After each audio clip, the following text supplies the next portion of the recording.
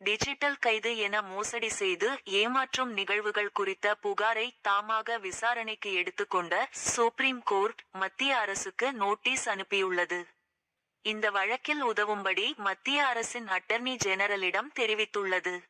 நாட்டில் அனைத்து மாநிலங்களிலும் டிஜிட்டல் கைது என மிரட்டி பணம் பறித்து ஏமாற்றும் நிகழ்வுகள் அரங்கேறி வருகிறது. குறிப்பாக முதியவர்கள் இதனால் பெரிதும் பாதிக்கப்பட்டுள்ளனர்.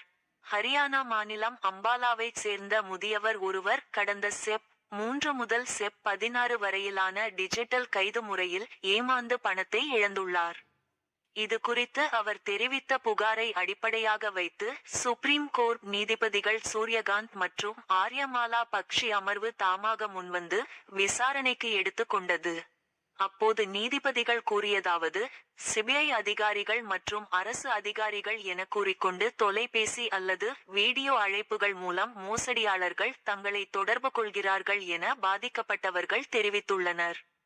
சுப்ரீம் கோர்ட் உத்தரவு என கூறி மோசடியாளர்கள் சில ஆவணங்களை வாட்ஸ்அப் அல்லது வீடியோ அழைப்பில் காட்டி கைது செய்யப்போவதாகவும் சொத்துக்களை முடக்கப் போவதாகவும் மோசடியாளர்கள் மிரட்டுகின்றனர். இதனை வைத்து ரூபாய் 50 லட்சம் முதல் ரூபாய் 1 கோடி வரை பாதிக்கப்பட்டவர்களின் வங்கிக் கணக்கில் இருந்து மோசடியாளர்கள் தங்களது வங்கிக் கணக்கிற்கு பணத்தை மாற்றுகின்றனர். இது குறித்த விசாரணையை துரிதப்படுத்தும்படி மாநில போலீசாருக்கு அறிவுறுத்தியுள்ளோம்.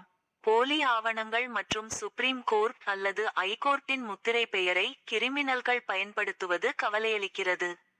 இது போன்ற நிகழ்வுகள் அமைப்புகளின் கண்ணியத்தின் மீது நடத்தப்படும் நேரடி தாக்குதல். அத்தகைய கிரிமினல் நடவடிக்கைகளை வழக்கமான அல்லது சாதாரணமானதாக எடுத்துக்கொள்ள முடியாது என தெரிவித்தனர். இது குறித்து மத்திய அரசு சிபிஐக்கு நோட்டீஸ் அனுப்பி உள்ளதுடன் இந்த வழக்கில் தங்களுக்கு உதவும்படி மத்திய அரசின் அட்டர்னி ஜெனரல் வெங்கட்ரமணியிடம் நீதிபதிகள் தெரிவித்துள்ளனர்.